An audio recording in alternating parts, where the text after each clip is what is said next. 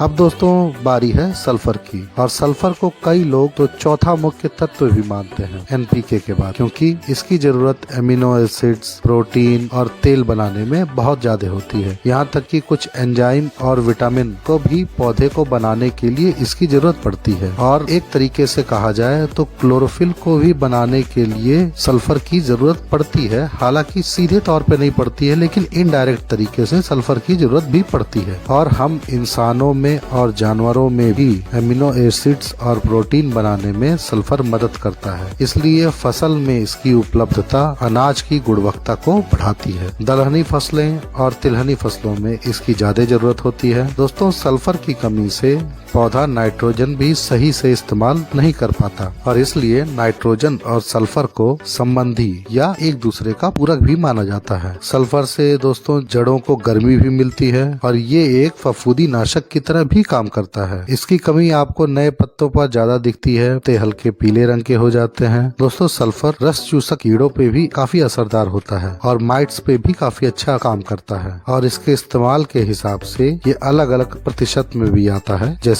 15 से 20% मिट्टी में इस्तेमाल करने के लिए और 80% स्प्रे और दवा की तरह इस्तेमाल करने के लिए। ये सभी तत्व दोस्तों पौधे में भरपूर मात्रा में उपलब्ध होने चाहिए। इसके अलावा बाकी तत्व भी अलग अलग प्रकार के काम अलग अलग फसलों में करते हैं। जैसे कैल्शियम, ये पौधे में हर कोशिका की दीवार बनाने के लिए सबसे जरूरी तत्व है। इसका मतलब इसके बिना पौधा आपको स्वस्थ नहीं दिख सकता। नई जड़ों के विकास में और नए कल्लों के निकलने में भी इसका महत्वपूर्ण योगदान है। लेकिन कैल्शियम पौधे के एक हिस्से से दूसरे हिस्से पर नहीं जा सकता, इसलिए इसकी कमी होने पर सामान्यतः नई पत्तियों, डंठलों पर इसका असर देखने को मिलता है। जैसे पत्तियां मुड़ जाती हैं, विकृत हो जाती हैं, या डंठल चटक जाती है, टूट जाती है। ये सभी लक्षण कैल्शियम की कमी के होते हैं। इसकी पूर्ति के लिए आप सिंगल सुपर फॉस्फेट भी यूज कर सकते हैं, कैल्शियम नाइट्रेट भी यूज कर सकते हैं, चूना भी आप अपने मिट्टी में मिला के इसकी कमी को पूरा कर सकते हैं। कैल्शियम दोस्तों मिट्टी के पीएच को भी सुधारता है। अगर आपकी मिट्टी ज्यादा एसिडिक हो गई है तो कैल्शियम डालने से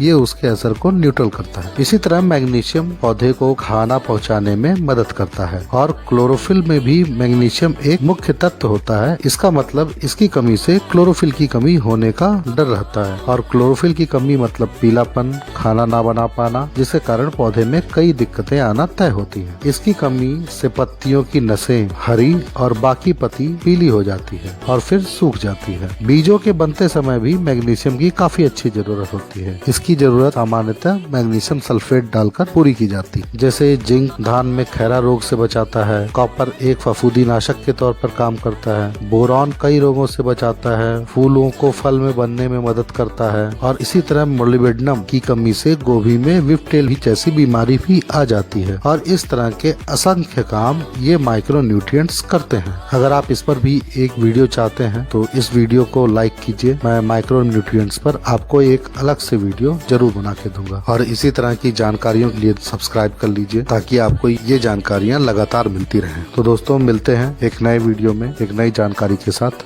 धन्यवाद।